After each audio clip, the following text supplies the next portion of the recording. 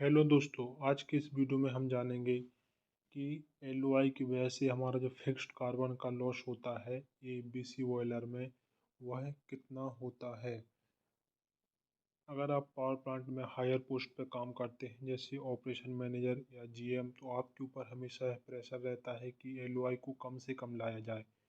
चलिए देखते हैं आज की इस वीडियो में हम लोग इसको फ्लाई ऐश और बॉटम ऐश एनालिसिस के थ्रू देखेंगे। एलओआई एलओआई का मतलब होता है जो लॉस ऑन इग्निशन है बिकॉज ऑफ अनबर्न कार्बन। जो कार्बन जल नहीं पाता बिकॉज ऑफ कुछ कार्बन होता है जो फ्लाई ऐश में आता है, जो फाइन फाइन पार्टिकल होते हैं वो फ्लू गैस के साथ कैरी हो जाते हैं, जिसको हम फ्लाई ऐश में कलेक्ट करते हैं।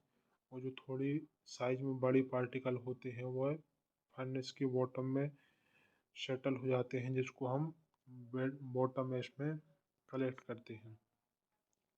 एलओआई की वजह से हमारा डायरेक्ट फ्यूल की एनर्जी का लॉस होता है।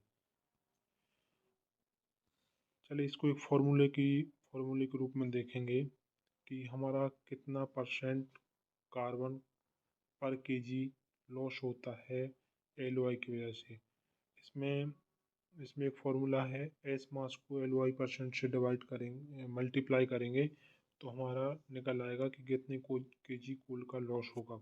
इसको हम आगे एग्जाम्पल में देखेंगे। यह एनर्जी का फॉर्मूला है अगर आपको एनर्जी लॉस निकालना है तो। इसमें हम लोग ने एग्जाम्पल लिया है 30% का, कि हमारा जो 1 टन कोल जलाएंगे तो उसमें लगभग 30% रहेगा वो एस जनरेशन होगा। यह डिपेंड करता है आपकी कोल की क्वालिटी पर, क्योंकि जो हाई सीवी वाले कोल होते हैं, जो इम्पोर्टेड कोल होते हैं, उनका एस परसेंट कम होता है, लेकिन जो इंडियन कोल है उसमें थोड़ा एस परसेंट ज़्यादा होता है, कभी कभी 40-45% भी एस परसेंट आता है। तो इसमें हम लोगों ने एक 30% एग्जाम्पल लिया है और एक लिया है 40% का। सबसे पहले हम लोग 30% देखेंगे कि 30% अगर एज जनरेशन हो रहा है तो उसकी वजह से हमारा कितना लॉस होगा। As in coal 30% equal to 30 kg as ton per fuel. मतलब 1 टन कोयला जलाएंगे तो उसमें 300 kg एस जनरेशन होगा।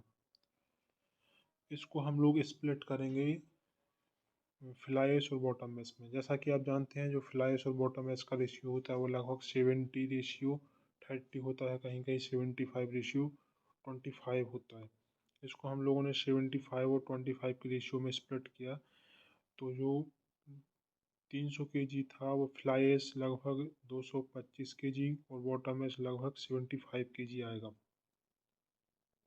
जो हमारा एल था फ्लाई ऐश का, वो हम लोगों ने कंसिडर किया है 6.5 और बॉटम ऐश का लिया है 3%। यह आपके प्लांट टू प्लांट वेरी कर सकता है। जैसा कि मैंने बताया जहाँ अच्छा कूल यूज़ होता है वहाँ पर एल भी कम आता है। यहाँ पर मैंने 6.5 और 3 लिया है।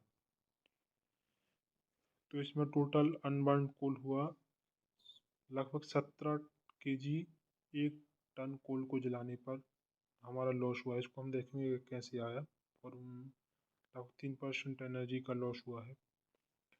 इसमें देखो कैलकुलेशन है, 30% जब हम लोगों ने लिया तो फ्लाइस का मास था उसको जैसे टोटल मास था हमारा 300 kg, और फ्लाइस का था हम लोगों ने स्प्लिट किया था 75 और 25 के रेशियो में।